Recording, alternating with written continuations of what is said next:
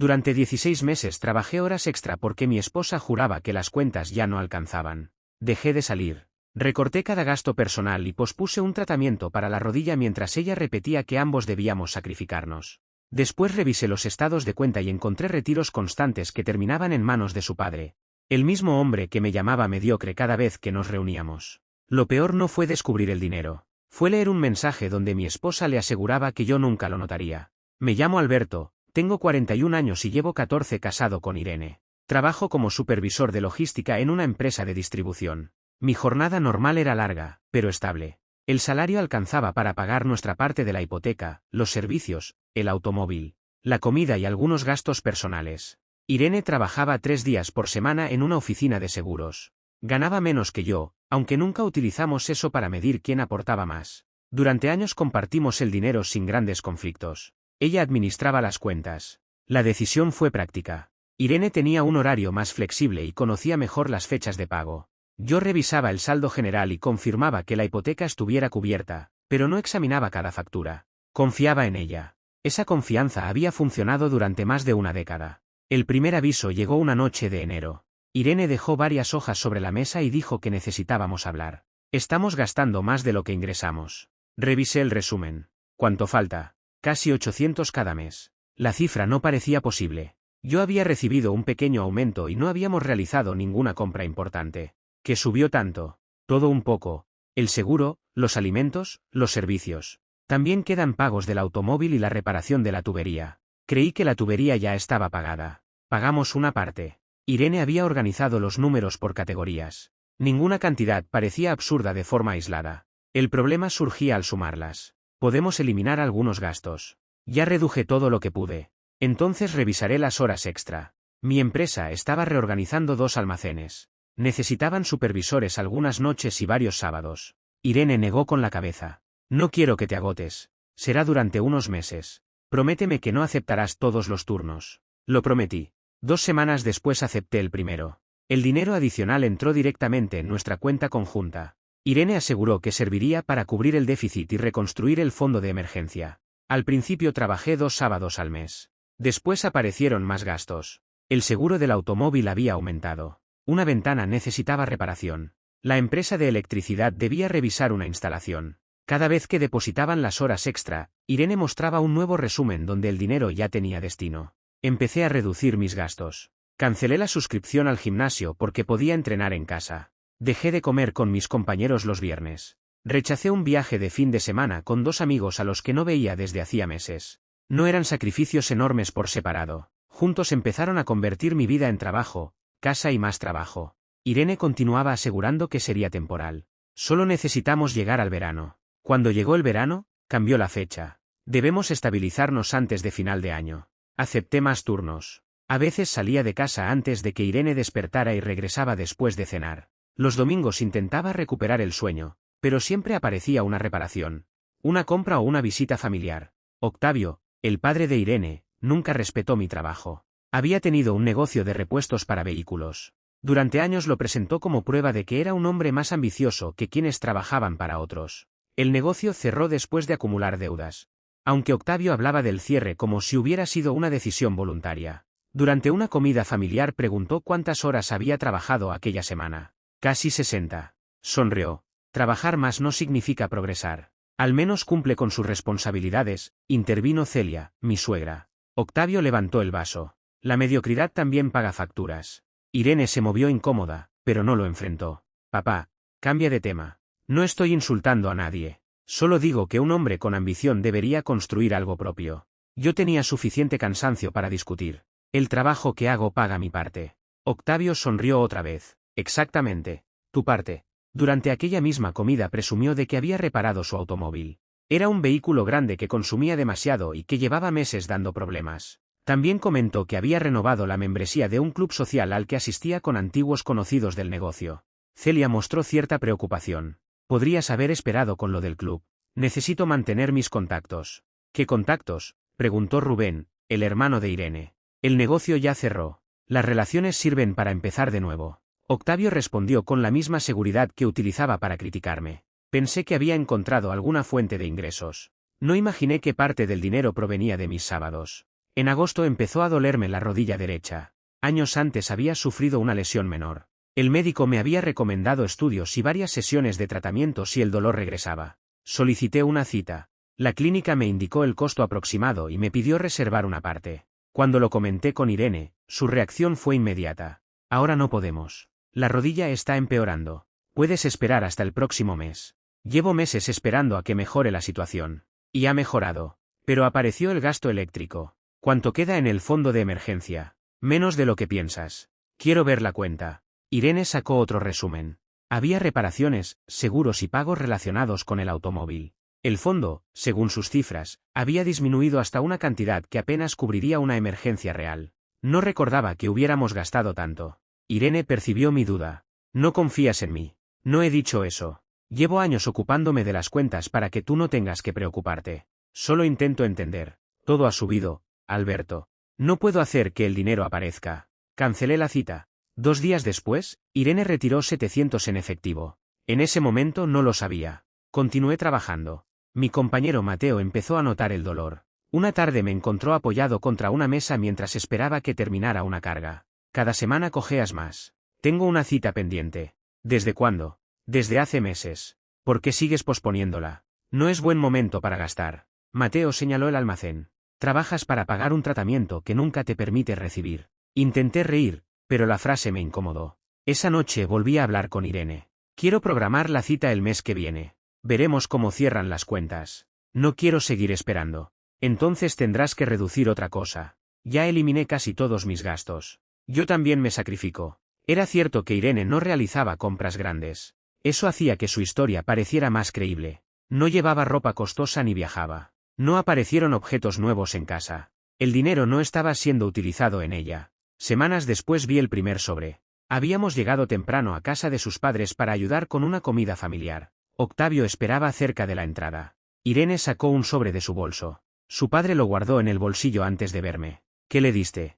Unos documentos. ¿Qué documentos? Papeles del seguro de mamá. ¿Por qué estaban en un sobre cerrado? Porque son documentos privados. La explicación era posible. Irene trabajaba en una oficina de seguros y ayudaba ocasionalmente a Celia. No insistí. Durante la comida, Octavio volvió a criticar mi empleo. No deberías aceptar tantos turnos. Parece que no sabes administrar tu salario. La contradicción me molestó. Trabajo más porque los gastos aumentaron. Un hombre que necesita trabajar 60 horas para mantener una casa está haciendo algo mal. Rubén lo miró con irritación. Tú no estás en posición de dar consejos económicos. Octavio dejó el cubierto. Cometí un error empresarial. Eso no elimina lo que aprendí. Yo tenía la rodilla inflamada y pocas horas de sueño. Aún así, no quise arruinar la reunión.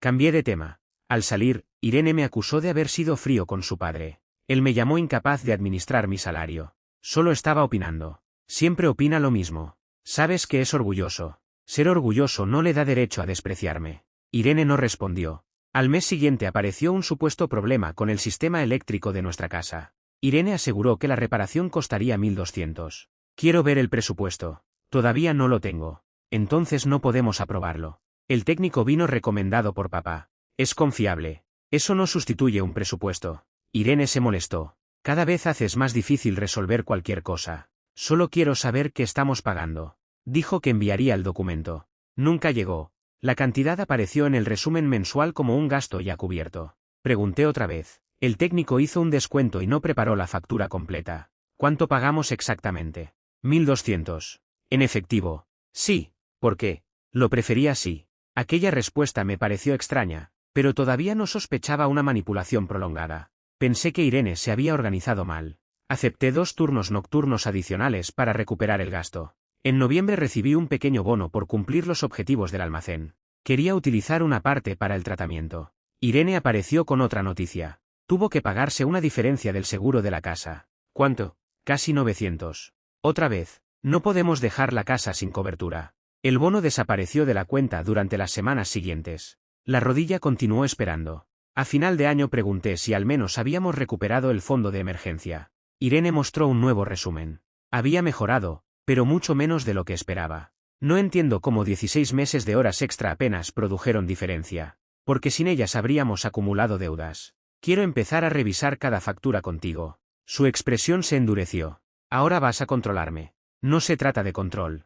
Eso parece. Estamos casados. También tengo derecho a entender las cuentas. Irene recogió las hojas. Cuando tengas tiempo para pagar cada factura, puedes encargarte tú. La frase me hizo sentir culpable. Ella trabajaba, se ocupaba de varias tareas domésticas y administraba los pagos. Yo pasaba demasiadas horas fuera. Me convencí de que mi cansancio estaba convirtiendo cualquier duda en desconfianza. El descubrimiento ocurrió un martes por la mañana. El banco me envió una alerta por un retiro de 950. Solicitaba confirmar que reconocíamos la operación. Llamé a Irene. ¿Retiraste 950? Sí. ¿Para qué? El pago pendiente del electricista. Creí que el sistema eléctrico ya estaba pagado. Faltaba una parte. El resumen anterior mostraba el gasto completo. Debí anotarlo mal. Tienes el recibo. Lo buscaré después. Quiero verlo hoy. Estoy trabajando, Alberto. Yo también. Solo quiero confirmar un movimiento. Su voz cambió. No voy a permitir que conviertas cada gasto en un interrogatorio. Colgó. Entré en la aplicación bancaria. Hasta ese momento siempre miraba el saldo final. Aquella vez descargué los estados completos. Encontré otro retiro de 700 realizado 2 semanas antes. Después uno de 450. Otro de 620. Seguí retrocediendo. Los retiros se repetían casi todos los meses. Algunos aparecían 2 veces. Muchos ocurrían 1 o 2 días después de los depósitos correspondientes a mis horas extra. Abrí el calendario familiar. Varias fechas coincidían con visitas de Irene a sus padres. Podían existir explicaciones. Algunos negocios pequeños aceptaban efectivo. Irene compraba alimentos, pagaba servicios y a veces ayudaba a su madre. No quise saltar directamente a una acusación. Esa noche pedí el recibo del electricista. No lo encontré. Entonces llamaré a la empresa. No tienes que hacer eso. ¿Por qué? Porque ya está pagado. Precisamente por eso deben poder entregar una copia. Irene tomó su teléfono. No recuerdo el nombre exacto. Dijiste que era alguien recomendado por Octavio. Tendré que preguntarle. La observé durante varios segundos. Nunca había tartamudeado al explicar un gasto. Al día siguiente llamé a Octavio. Necesito el nombre del técnico que revisó nuestra instalación. Hubo un breve silencio. ¿Qué técnico? El que recomendaste a Irene. Ah, ese. Ahora no recuerdo el apellido. ¿Tienes su número? Lo buscaré. Octavio cambió de tema. No recibí ningún número. Encontré el nombre en un mensaje antiguo de Irene y contacté a la empresa. El trabajo había costado 820. Estaba pagado desde hacía casi 4 meses. No existía ningún saldo de 950. Pedí una copia del comprobante. Después revisé el seguro de la casa. La diferencia real había sido de 240, no de casi 900. La reparación de la tubería aparecía 2 veces en los resúmenes de Irene. Una reparación del automóvil estaba registrada por una cantidad superior a la factura. No todos los gastos eran falsos. La mayoría de las facturas se había pagado correctamente. Irene utilizaba costos reales como base y añadía cantidades suficientemente creíbles. Por eso nunca encontré un déficit evidente. Durante 5 noches revisé 16 meses de movimientos. Esperaba que los números terminaran encajando. No ocurrió. Los retiros en efectivo sumaban 20.480. Encontré respaldo para algunos gastos pequeños pagados en efectivo. Más de 18.000 permanecían sin justificar. Preparé una tabla sencilla. Fecha del depósito. Horas trabajadas. Retiro posterior. Explicación de Irene. Factura real. Varias coincidencias fueron imposibles de ignorar. La semana en que cancelé el tratamiento, Irene retiró 700. El mes del bono, retiró 850 y después 600. El día anterior a la reparación del automóvil de Octavio, desaparecieron 900. 2 retiros coincidieron con pagos relacionados con el antiguo negocio de mi suegro. No sabía todavía si todo el dinero había llegado a él. Necesitaba pruebas. Comencé por preguntarle a Rubén. No le conté lo que había encontrado. Nos vimos durante una pausa en su trabajo. Tu padre sigue teniendo deudas del negocio. Rubén me miró con cautela. ¿Por qué preguntas? Ha mencionado algunos problemas. Me pidió ayuda hace casi un año. ¿Cuánto? 1000. Se lo diste. Le di 500 y le dije que necesitaba un plan para el resto. Volvió a pedirte. 2 veces. Me negué. Irene sabe eso. Claro. Discutimos porque ella pensaba que yo debía ayudar más. Sentí un frío inmediato. ¿Cuánto crees que le entrega Irene? Rubén dejó de comer. Le entrega dinero. Eso parece. No lo sabía. Pensé que papá había negociado las deudas. No le mostré los documentos. Solo pedí que no comentara nuestra conversación. Al regresar a casa encontré otra señal. Irene hablaba por teléfono en una habitación. Al escucharme, terminó la llamada. Era Octavio. Sí. ¿Por qué colgaste? Ya habíamos terminado. Me miró con una mezcla de irritación y preocupación.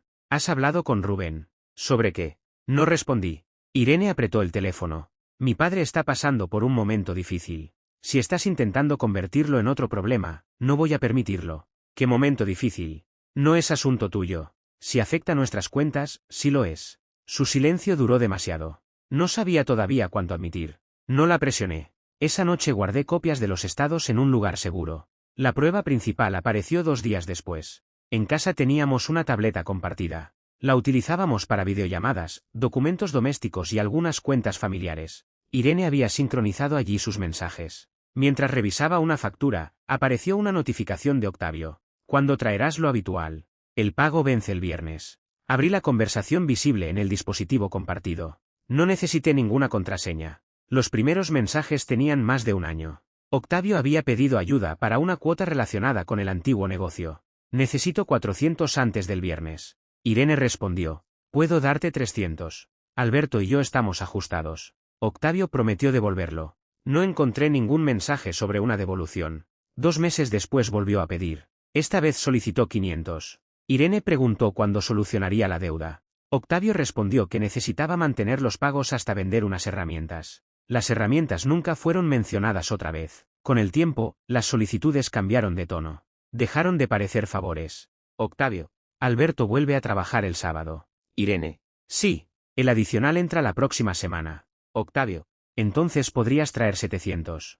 Irene. Tengo que cubrir algunas cosas primero. Octavio. Tu marido gana suficiente. En otra conversación Irene mencionó que yo había cancelado una cita médica. Octavio respondió. Si todavía puede trabajar, no será tan grave. Irene. La rodilla le duele, pero puede esperar. Octavio. Entonces no entiendo el problema. Tuve que apartarme de la mesa. Durante semanas Irene había visto cómo bajaba las escaleras apoyándome en la barandilla. Me había escuchado quejarme por la noche. Sabía que había cancelado el tratamiento. Aún así, escribió que podía esperar. Seguí leyendo. Encontré mensajes relacionados con la reparación del automóvil de Octavio. Otros mencionaban el club social. Una cantidad había servido para pagar una deuda del antiguo negocio. Otra cubrió una cuota atrasada de su vivienda. Había necesidades reales mezcladas con gastos que podía haber eliminado. Octavio no estaba a punto de quedarse sin comida. Quería mantener su vida sin admitir que ya no podía pagarla. Después apareció el primer insulto escrito.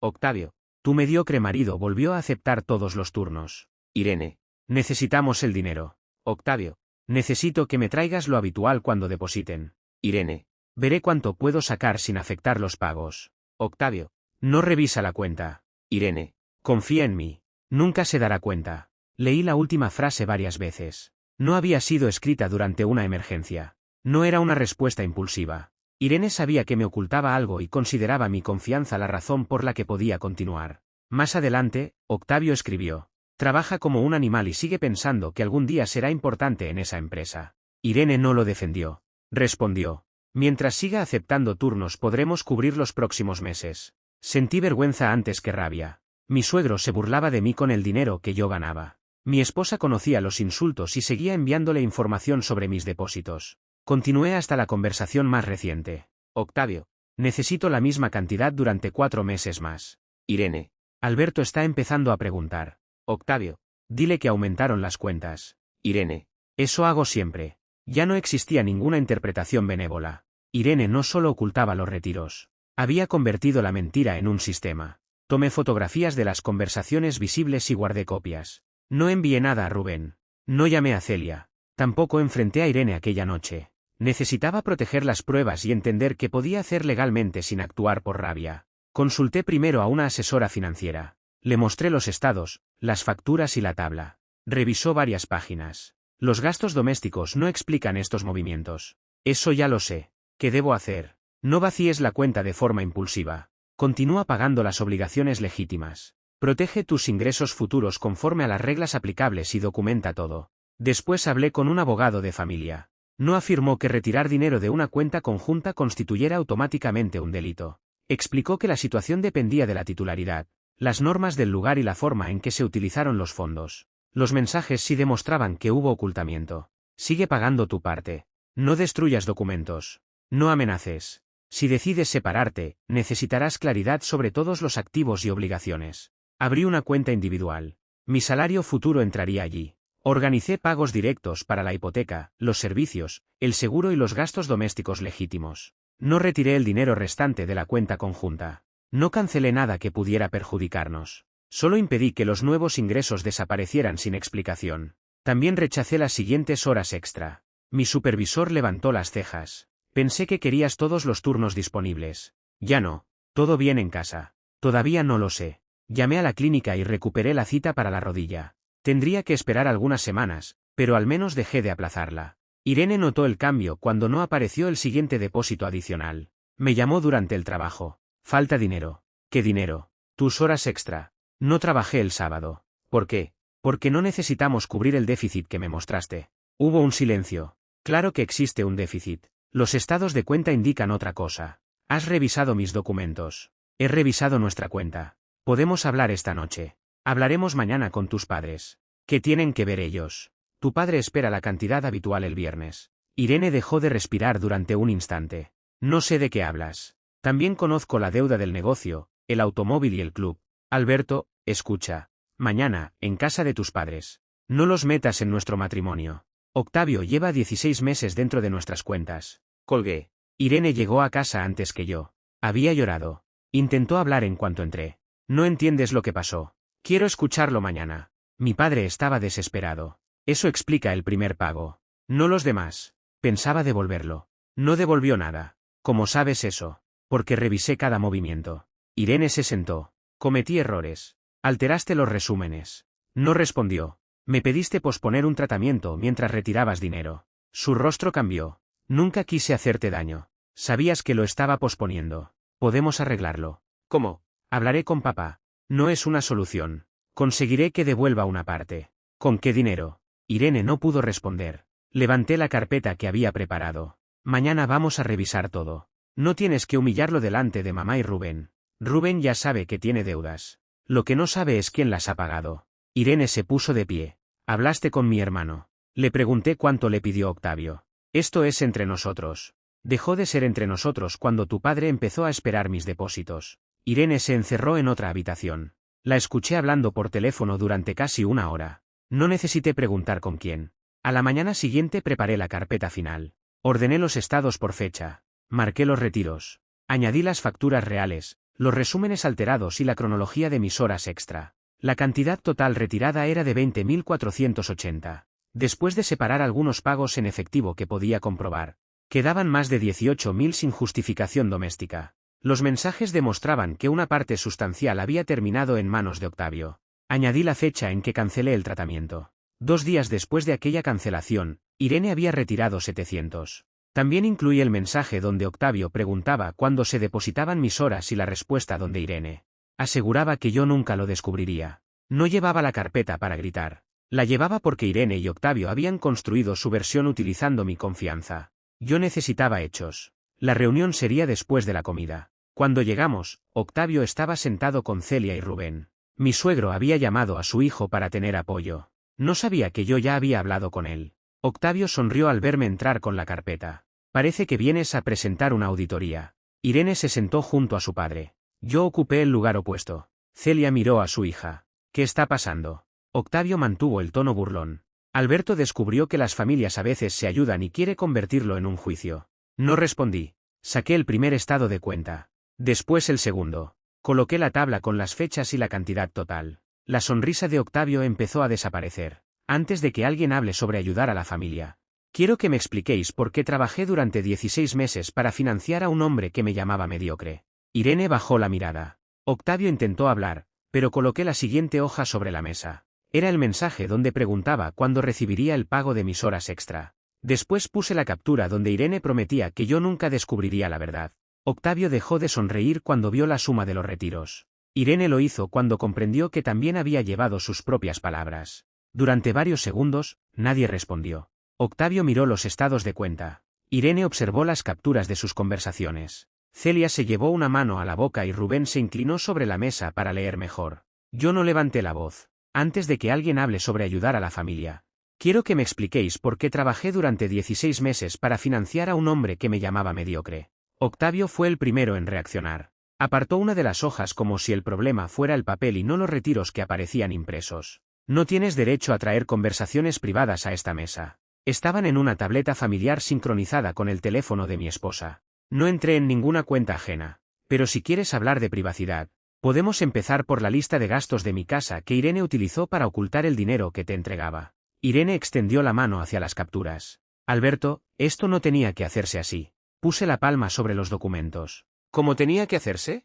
¿Tenía que seguir trabajando hasta la madrugada mientras vosotros decidíais cuánto podíais quitar sin que lo notara? Nadie te quitó nada, intervino Octavio. Irene también aporta dinero a esa cuenta. Saqué otra hoja de la carpeta. Era el resumen de los ingresos de los últimos 16 meses. Aquí está lo que ingresó Irene. Aquí está lo que ingresé yo. Aquí están las horas extraordinarias. No estoy diciendo que ella no tuviera derecho a utilizar dinero de una cuenta compartida. Estoy diciendo que inventó gastos para obligarme a trabajar más y entregar ese dinero a escondidas. Octavio se recostó en la silla. Estás haciendo un espectáculo por ayudar a la familia. 20.480 no son una ayuda ocasional. Celia abrió los ojos. ¿Cuánto?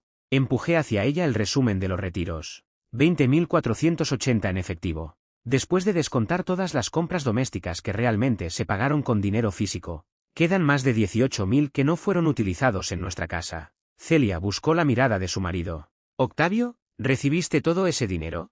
No sé cuánto recibí. Nunca llevé una cuenta. Yo sí, contesté. Irene quiso interrumpir. Una parte fue para medicamentos de mi padre. Saqué las facturas que había solicitado en la farmacia. Las coloqué junto a los movimientos bancarios. Sus medicamentos costaron menos de 700 durante ese periodo. Algunos fueron pagados por Rubén. Otros los pagó tu madre. También hay reembolsos del seguro. Ya desconté lo que tú pudiste pagar. Rubén tomó una factura. Yo cubrí estas 2 compras. Papá dijo que después me devolvería el dinero. Octavio lo miró con irritación. No es el momento de sacar cuentas entre nosotros. Creo que es precisamente el momento, respondió Rubén. Hasta entonces, mi cuñado había permanecido en silencio. Él sabía que su padre le había pedido dinero, pero no conocía la magnitud de lo que Irene había entregado. Me pediste ayuda el año pasado, continuó. Te di 500. Después quisiste otros 1000 para pagar una deuda del negocio. Te dije que no podía mantenerte todos los meses. Nunca mencionaste que Irene te estaba dando dinero. Porque ella sí entendió la situación. ¿Qué situación? Preguntó Celia. Octavio golpeó la mesa con 2 dedos. Mi negocio fracasó. Había compromisos pendientes. Proveedores, impuestos, préstamos. Todos lo sabíais. Sabíamos que habías cerrado el negocio, aclaró Rubén. No sabíamos que seguías cubriendo deudas con el sueldo de Alberto. Con el dinero de mi hija. Lo miré directamente. Cuando necesitabas ese dinero, era de tu hija. Cuando hablabas de quien lo ganaba, era del mediocre. Octavio abrió la boca, pero no encontró una respuesta inmediata. Señalé una de las capturas. El 14 de marzo escribiste, avísame cuando ingrese el pago de las horas extra. Ese pago era mío. El mismo día llamaste mediocre al hombre que se quedó trabajando para que tú recibieras 700. Irene bajó la vista. Yo conocía la fecha porque nunca había podido olvidarla. Aquella semana debía iniciar el tratamiento para la rodilla. Había cancelado la cita después de que Irene me dijera que necesitábamos dinero para cubrir una reparación urgente y la póliza del hogar. Me volví hacia ella. 2 días antes de ese retiro cancelé mi tratamiento. Yo no sabía que lo habías cancelado definitivamente. Te lo dije en la cocina. Dijiste que lo aplazarías. Porque, según tú, faltaban 800 para completar las cuentas de ese mes. Había otros gastos. No, ya los revisé todos. Saqué la copia de la supuesta factura del electricista. Al lado coloqué el recibo verdadero. Me dijiste que la reparación había costado 1.200. Costó 820. Después retiraste 950 asegurando que era el resto del pago. El electricista ya había cobrado todo. Irene apretó los labios. Puse la póliza del hogar sobre la mesa. También me dijiste que el seguro había subido a casi 900. La cuota real fue de 240. Inflaste el gasto de la tubería. Repetiste una reparación del coche que ya se había pagado. Cada vez que faltaba dinero, yo aceptaba más horas. Cada vez que cobraba esas horas, tú retirabas efectivo. No fue exactamente así. Entonces explícalo. Irene observó a su padre antes de contestar. Ese movimiento fue suficiente para mí. Después de 14 años de matrimonio, todavía esperaba una señal de él antes de decirme la verdad. Mi padre necesitaba ayuda, comenzó. Al principio era temporal. Iba a devolverlo cuando vendiera unas piezas y cobrara unas facturas pendientes. ¿Cuánto entregaste la primera vez? No lo recuerdo. Busqué el primer retiro marcado. 350. Si ya tienes las cifras, no sé por qué preguntas. Quiero saber si eres capaz de decir la verdad sin que yo tenga que colocarla delante de ti. Irene apartó la silla unos centímetros. Sí, fueron 350. ¿Y la segunda vez? Alberto, esto es absurdo. ¿Cuánto? 400. Fueron 450. Cerró los ojos durante un instante. No puedo recordar cada cantidad de hace más de un año. Yo tampoco podía. Por eso revisé los movimientos. Octavio se levantó. No pienso quedarme aquí mientras interrogas a mi hija como si fuera una delincuente. Siéntate, ordenó Celia. Él se volvió hacia ella. No me hables así. Acabo de enterarme de que recibiste más de 18.000 a escondidas. Vas a sentarte y vas a explicar para qué los utilizaste. Fue la primera vez que vi a Octavio obedecer a su esposa sin discutir. Volvió a ocupar la silla, aunque mantuvo los brazos cruzados. Celia tomó el resumen. Aquí hay retiros casi todas las semanas. Había deudas, repitió él. ¿Cuáles? Del negocio. ¿Cuáles, Octavio? Un préstamo. 2 proveedores. La cuota del coche. Algunos impuestos atrasados. Rubén levantó la cabeza. Dijiste que el préstamo del negocio estaba liquidado. Dije que estaba controlado. No es lo mismo. Celia señaló otra cifra. ¿También pagaste el club con este dinero? Octavio guardó silencio. Te estoy preguntando si pagaste el club. Había compromisos que debía mantener. ¿Qué compromiso puede ser más importante que el tratamiento médico de Alberto? Preguntó ella. Yo no sabía que había cancelado ningún tratamiento. Pero sí sabías que trabajaba horas extra, dije. Tú preguntabas cuándo ingresaban. Octavio miró a Irene. Ella nunca me habló de su rodilla. Irene reaccionó de inmediato. No me eches toda la culpa. Yo solo digo que no conocía ese detalle. Sabías que estábamos recortando gastos. Tú me dijiste que podíais permitiroslo. Te dije que podía manejarlo. Los dos comenzaron a discutir entre ellos. Durante un momento, pareció que yo había desaparecido de la habitación. Irene acusó a su padre de presionarla. Octavio insistió en que ella ofrecía el dinero voluntariamente. Celia preguntaba por las deudas. Rubén exigía saber si existían otros préstamos. Los escuché durante casi un minuto. Después cerré la carpeta con fuerza. Todos callaron. No he venido para averiguar cuál de vosotros miente mejor. He venido para escuchar la verdad completa. Irene respiró hondo. Mi padre me pidió dinero porque tenía pagos atrasados. La primera vez pensé que sería una sola ayuda. Después necesitó más. Cuando intenté detenerlo, dijo que perdería el coche, que lo expulsarían del club y que algunos proveedores irían a buscarlo a casa. Celia miró a Octavio. Nunca me dijiste nada de eso. No quería preocuparte. Preferiste utilizar a nuestra hija. Ella quiso ayudar. Irene negó con la cabeza. Al principio sí. Después ya no sabía cómo salir. Podías habérmelo contado, dije. Sabía que te negarías. Eso no significa que no pudieras contármelo. Significa que conocías mi respuesta y decidiste evitarla. Tenía miedo de lo que pensarías de mi padre. Él llevaba años diciéndome lo que pensaba de mí. No necesitaba descubrir sus deudas para conocerlo. Irene se frotó las manos. Si te decía que necesitaba dinero para él, habrías exigido que vendiera el coche. Sí. Octavio soltó una risa breve. Ahí está. Siempre quisiste decirme cómo debía vivir. No, nunca me importó cómo vivías mientras tú pagaras esa vida. Pero durante 16 meses, una parte de tu coche, tu club y tu orgullo salieron de mis horas de trabajo. Ese coche es lo único de valor que me queda. Entonces véndelo y paga tus deudas. No puedo venderlo por cualquier cantidad. Yo sí podía renunciar a mi salud por cualquier cantidad, ¿verdad? Octavio dejó de sonreír. Me incliné hacia él. Protegiste tu orgullo con mi salud. No respondió. Irene comenzó a llorar. No era la primera vez que la veía hacerlo, pero aquella noche no corría a consolarla. Las lágrimas no cambiaban las fechas ni los mensajes. Yo no quería que aplazaras el tratamiento tanto tiempo. Pero cada vez que intentaba retomarlo aparecía otro gasto. Mi padre estaba desesperado. Y tú convertiste su desesperación en mi obligación. Somos una familia. Una familia no necesita falsificar las cuentas para pedir ayuda. No falsifiqué nada. Abrí otra vez la carpeta y saqué los resúmenes mensuales que ella me enviaba. En uno aparecía una cuota de seguro 3 veces superior a la verdadera. En otro, una reparación que nunca se realizó. En otro, un gasto escolar inexistente, aunque nosotros ni siquiera teníamos hijos. Irene miró esa línea y palideció. Eso fue un error al copiar una plantilla. Utilizaste la plantilla de gastos de tu compañera. Ella sí tiene 2 hijos. Dejaste la categoría escolar, cambiaste la cifra y me enviaste el documento. No recuerdo ese mes. Yo sí lo recuerdo. Trabajé 3 sábados para cubrirlo. Celia se secó los ojos con una servilleta. Irene, ¿le dijiste alguna vez cuánto dinero recibía tu padre?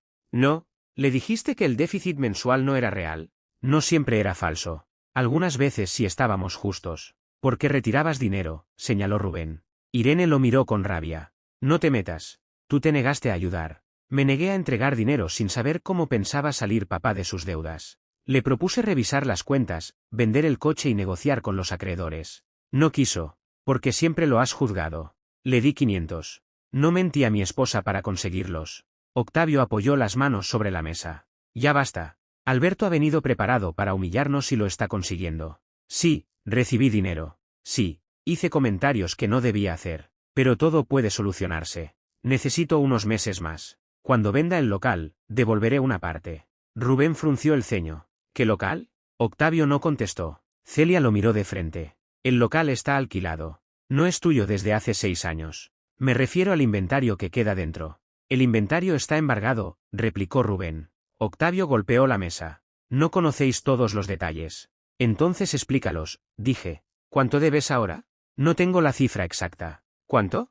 Unos 30.000. Celia se quedó inmóvil. La semana pasada dijiste que eran menos de 10.000. Han aparecido recargos. Ningún recargo convierte 10.000 en 30.000 en una semana, respondió Rubén. Octavio se pasó una mano por el rostro. Puede que sean 35.000. Irene dejó de llorar. Me dijiste que con los últimos 950 quedaría todo cubierto. Quedaba cubierta la cuota más urgente. Dijiste que era la última. En ese momento pensé que lo sería. Irene lo observó como si acabara de descubrir a una persona distinta. Sin embargo, yo no sentí alivio. Que su padre también le hubiera mentido no borraba lo que ella había hecho conmigo. ¿Hay más?, preguntó Celia. ¿Tarjetas? ¿Préstamos a nombre de alguien más? No. Rubén no pareció convencido. Quiero una respuesta clara. Hay una tarjeta. ¿A nombre de quién? Octavio miró a su esposa. Celia se puso de pie. ¿A nombre de quién? Es una tarjeta adicional de una cuenta antigua. ¿A mi nombre? El silencio de Octavio fue suficiente. Celia se alejó de la mesa y buscó su teléfono. Voy a llamar al banco. Octavio intentó detenerla. Ahora está cerrado. Entonces llamaré mañana a primera hora. No hace falta precipitarse. Llevas 16 meses aceptando dinero de nuestra hija y no sé cuánto tiempo utilizando una tarjeta vinculada. A mi nombre. No me hables de precipitación. Rubén se levantó para acompañarla a la otra habitación. Antes de salir, miró a Irene. ¿Sabías lo de la tarjeta? No. ¿Estás segura? No sabía nada. Por primera vez aquella noche, le creí. Octavio volvió a dirigirse a mí. Mira lo que has causado. Yo no contraté esa tarjeta. Has venido a enfrentar a todos. He traído documentos. Lo que aparece en ellos lo causaste tú. Podríamos haber hablado en privado. Tuviste 16 meses para hablar en privado. Irene secó sus lágrimas. Alberto, vámonos a casa. Podemos resolver nuestra parte allí. Nuestra parte empezó aquí. Quería que todos supieran la verdad porque todos me miraron durante años como si yo fuera incapaz de mantener mi hogar. Octavio desvió la mirada. Había aprovechado cada comida familiar para hacer algún comentario sobre mi sueldo, mi coche o mi falta de ambición. Si yo rechazaba un viaje, decía que no sabía disfrutar. Si aceptaba horas extra, insinuaba que un hombre preparado no necesitaba trabajar tanto. Irene nunca lo detenía. A veces le pedía que cambiara de tema, pero otras veces se reía para evitar una discusión. Ahora sabían de dónde salía una parte del dinero que sostenía su apariencia. Cuando decías que yo no sabía administrar, continué, tú estabas esperando que ingresara mi nómina. Cuando me llamabas mediocre, acababas de recibir efectivo retirado de mi cuenta. Cuando presumías de no depender de nadie, Irene estaba inventando facturas para mantenerte. Ya dije que esos comentarios estuvieron mal. No fue un comentario. Fue una costumbre. ¿Qué quieres? ¿Una disculpa? Quiero que dejes de fingir que esto se arregla con una palabra. Octavio separó las manos. Entonces pide una cantidad. No estoy negociando el precio de mi silencio. Dices que te debemos dinero. Sí, pero no he venido a venderte mi dignidad. Celia y Rubén regresaron. Ella llevaba una libreta donde había anotado el número de la tarjeta y varios datos. Se sentó sin mirar a su marido. Mañana voy al banco.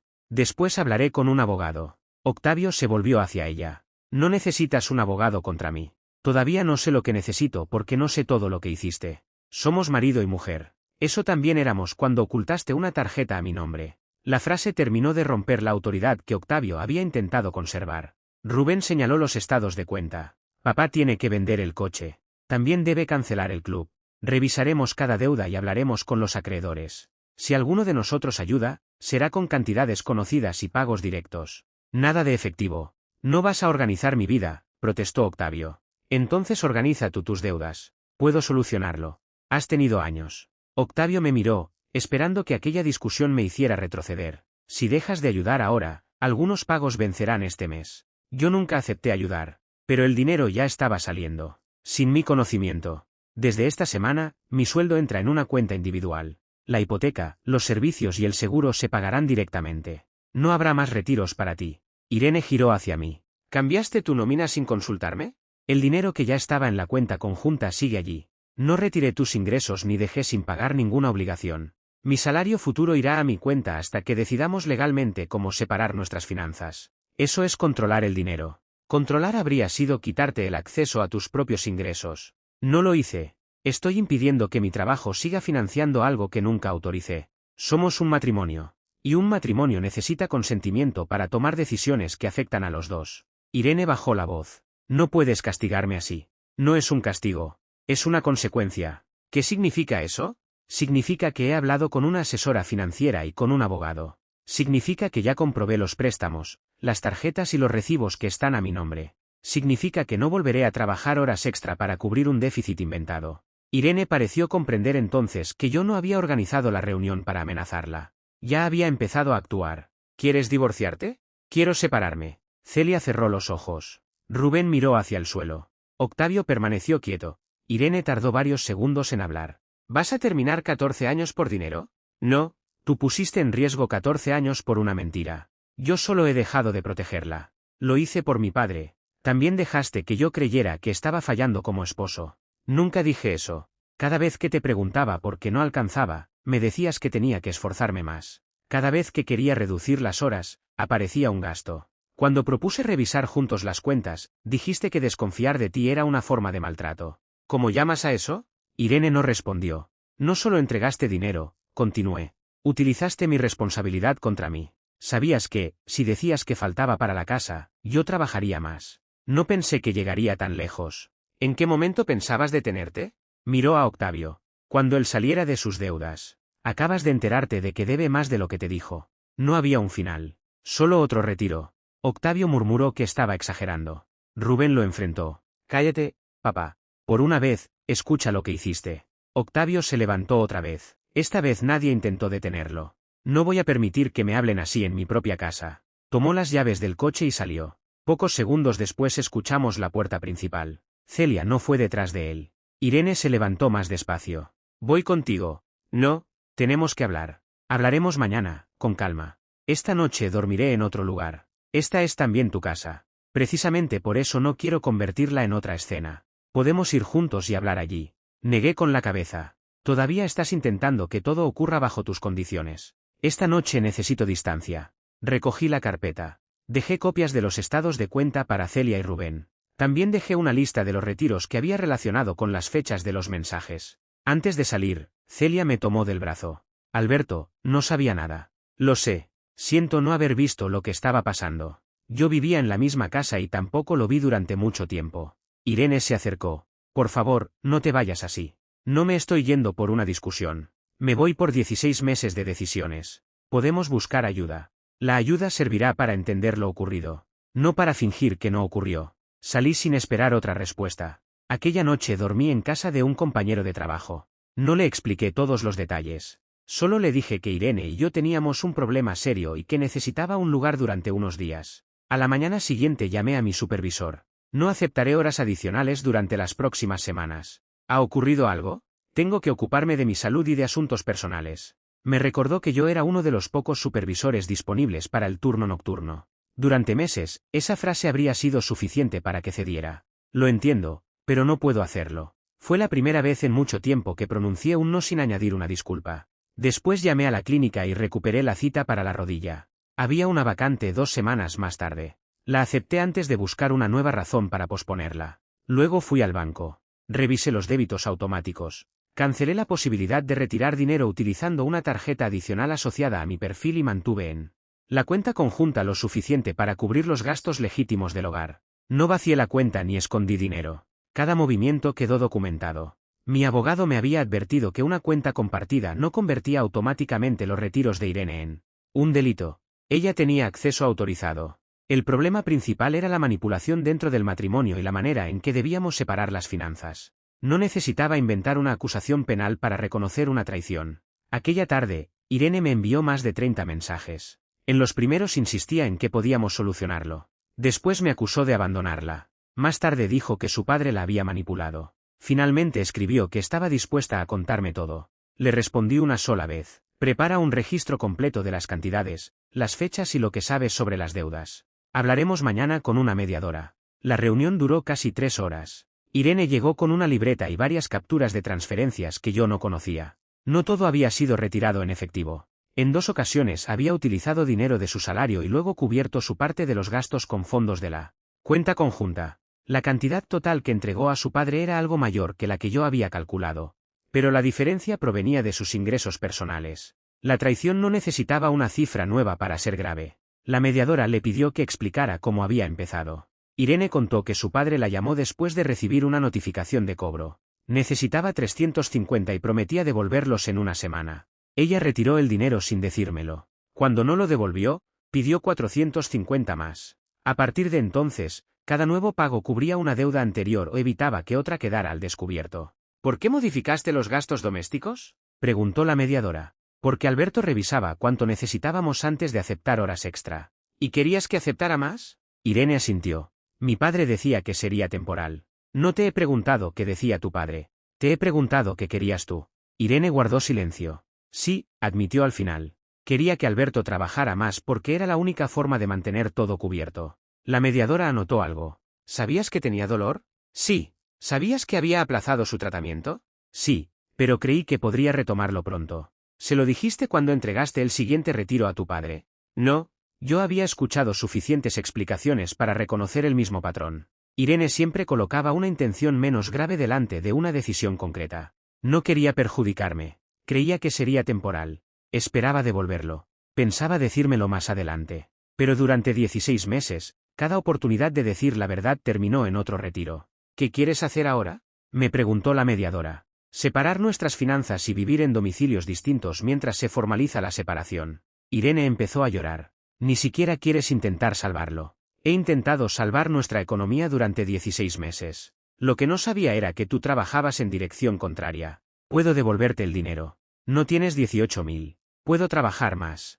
No voy a convertirte en lo que tú hiciste conmigo. El problema no se arregla obligándote a trabajar hasta enfermar. Entonces no hay nada que pueda hacer. Puedes asumir lo que hiciste sin esperar que esa admisión te devuelva inmediatamente el matrimonio. Irene se secó el rostro. Mi padre me presionó. Lo sé. Me decía que una hija no abandona a sus padres. Y tú me decías que un buen esposo hace sacrificios. Bajó la cabeza. Él te pidió dinero, continué. Tú elegiste mentirme para conseguirlo. La mediadora no permitió que la conversación volviera a convertirse en una discusión. Pasamos a los asuntos prácticos. Irene permanecería temporalmente en la casa y asumiría una parte proporcional de los gastos. Yo alquilaría un apartamento pequeño. La cuenta conjunta quedaría reservada para la hipoteca y recibos documentados. Cada uno mantendría sus ingresos en una cuenta individual. También acordamos que Irene prepararía un registro firmado de todas las cantidades entregadas a su padre. No era una confesión penal ni una garantía de devolución. Era una forma de impedir que las cifras volvieran a cambiar. 2 días después, Celia me llamó. Había descubierto que la tarjeta a su nombre acumulaba una deuda de casi 7.000. Octavio llevaba meses pagando solo el mínimo. También había usado el coche como garantía de otro préstamo. Rubén y yo lo acompañamos al banco, me explicó. El coche se venderá. Ya cancelé el club y bloqueé la tarjeta. ¿Octavio aceptó? No tenía muchas opciones. ¿Tiene un plan para devolver lo que recibió? Celia tardó en responder. No puede devolverlo ahora. Yo ya lo sabía. Entonces que no prometa hacerlo. Quiere hablar contigo. Todavía no. Lo entiendo. Una semana después, Octavio me llamó desde otro número. Estuve a punto de no contestar, pero lo hice porque quería saber si tenía algo distinto que decir. Tu suegra me obliga a vender el coche. No es asunto mío. Todo esto empezó por lo que llevaste a aquella mesa. Empezó con tus deudas. Podrías haberme dado tiempo. Tuviste 16 meses de mi tiempo. Lo cobraste en horas. Permaneció callado. He hablado con Irene, dijo después. Está destrozada. Entonces no debiste utilizarla. Ella tomó sus propias decisiones. En eso estamos de acuerdo. No quería perjudicar vuestro matrimonio. Solo querías el dinero. Necesitaba mantenerme a flote. Podías vender el coche hace un año.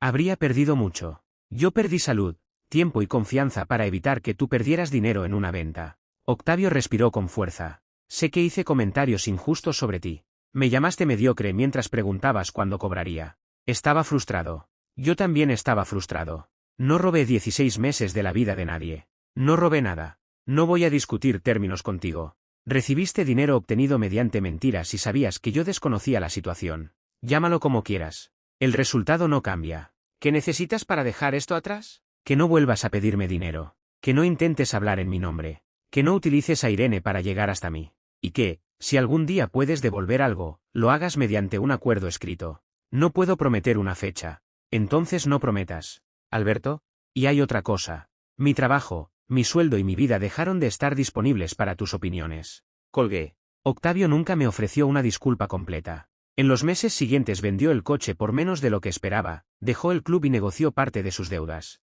Celia separó sus cuentas y exigió acceso a toda la información financiera. Rubén supervisó algunos acuerdos, pero se negó a entregar más efectivo. El dinero no apareció milagrosamente. Octavio devolvió una cantidad pequeña después de vender varias herramientas. El resto quedó pendiente. Yo acepté el pago mediante una transferencia identificada, no porque creyera que recuperaría todo, sino porque quería que al menos una parte quedara reconocida. Mi rodilla tampoco mejoró de un día para otro. El especialista explicó que haber retrasado el tratamiento había prolongado el problema. Empecé fisioterapia y reduje las horas de pie. Durante varias semanas tuve que asistir a las sesiones antes del trabajo. La primera tarde que salí de la clínica sin dolor intenso comprendí algo que me molestó más que las cifras. El tratamiento siempre había sido posible. No éramos ricos, pero podíamos pagarlo. Yo había sufrido porque Irene decidió que conservar la apariencia de su padre era más urgente.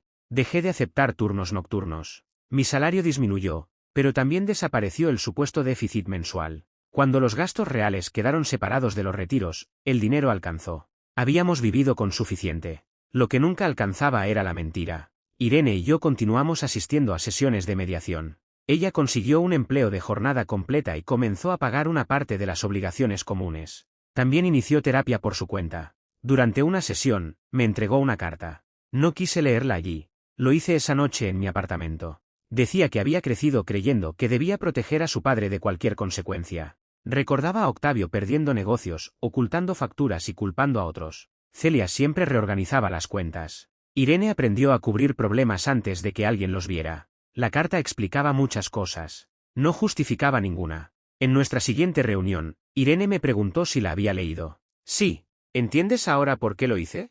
Entiendo de dónde aprendiste a hacerlo. No es lo mismo. Tienes razón. Comprenderlo no significa aceptarlo. Estoy intentando cambiar. Espero que lo hagas. ¿Pero no cambiaría nada entre nosotros? Puede cambiar lo que seas a partir de ahora. No puede cambiar lo que ocurrió. Todas las parejas cometen errores. Un error es pagar 2 veces una factura. Tú construiste un sistema para que yo trabajara más sin saber a dónde iba el dinero. Me avergüenza. Eso es algo que tendrás que afrontar sin pedirme que elimine las consecuencias para que te sientas mejor. Irene miró sus manos. Si mi padre volviera a estar en una emergencia real, creo que todavía querría ayudarlo. No te estoy pidiendo que dejes de querer a tu padre. Entonces, ¿qué habría tenido que hacer?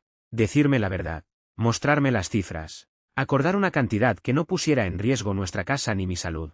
Exigirle que vendiera lo que no podía mantener. Pagar directamente una necesidad real en lugar de entregar efectivo. Y aceptar mi derecho a decir que no. Él nunca habría aceptado esas condiciones. Entonces no necesitaba ayuda. Necesitaba control. La separación se volvió definitiva varios meses después. No hubo una gran última pelea. No encontré otra cuenta secreta ni apareció una deuda que duplicara las cantidades. La realidad ya era suficiente. Firmamos el acuerdo con nuestros abogados. Vendimos la casa porque ninguno podía asumirla solo sin regresar al mismo ciclo de sacrificios. Pagamos lo pendiente y dividimos lo restante de acuerdo con lo establecido. Irene quiso conservar algunos muebles. Yo me quedé con pocas cosas. Después de tantos meses trabajando para sostener apariencias ajenas, descubrí que no necesitaba llenar mi nuevo apartamento. En nuestra última conversación fuera de la oficina del abogado, Irene me preguntó si alguna vez podría perdonarla. No lo sé, respondí. Creí que después de todo este tiempo tendrías una respuesta. Perdonar no es lo mismo que volver. No te he preguntado si volverías. Lo preguntas cada vez que hablas de perdón. Irene guardó silencio. No quiero odiarte, continué. Pero tampoco quiero olvidar lo que pasó para que tú puedas sentir que todo terminó bien. Nunca quise que acabáramos así. Yo tampoco. Mi padre destruyó nuestra familia. Negué con la cabeza. Tu padre pidió, presionó y mintió. Pero él no vivía conmigo. No preparaba nuestros presupuestos. No me veía salir cojeando hacia el trabajo. No estaba en la cocina cuando cancelé el tratamiento. Tú sí. Sus ojos volvieron a llenarse de lágrimas. Sé que fui yo. Aquella fue la primera vez que la escuché asumirlo sin añadir un pero. Ojalá hubieras dicho eso antes. Yo también. Nos despedimos sin abrazarnos. Con el tiempo, Rubén y yo mantuvimos una relación cordial. Celia me llamó algunas veces para informarme sobre los pagos de Octavio hasta que le dije que no necesitaba actualizaciones constantes. Si había una transferencia, la vería. Si no la había, no quería seguir viviendo pendiente de sus decisiones. Octavio dejó de llamarme. Supe por Rubén que todavía se quejaba de que todos lo habían abandonado cuando más los necesitaba. También decía que vender el coche había sido una humillación. No mencionaba mis horas extra. No mencionaba mi tratamiento. No mencionaba los mensajes en los que preguntaba por mi nómina mientras se burlaba de mí.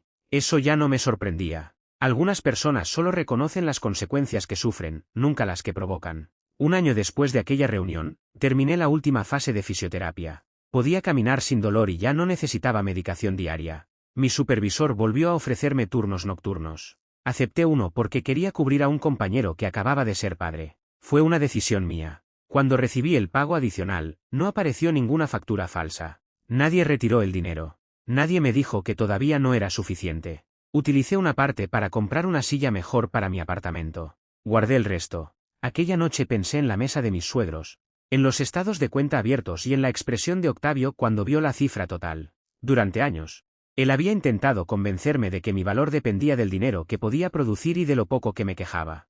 Al hacerlo, Irene utilizó esa misma idea para mantenerme trabajando. Yo había confundido responsabilidad con obediencia. Creía que proteger a mi familia significaba soportar cualquier carga sin preguntar quién la había colocado sobre mis hombros. Ya no lo creía. Ayudar no exige cerrar los ojos. Amar no obliga a financiar mentiras. Y ser un buen esposo nunca debió significar destruir mi salud para proteger el orgullo de un hombre que me despreciaba. Mi suegro me llamó mediocre durante años. Cuando dejé de financiarlo, su opinión dejó de costarme.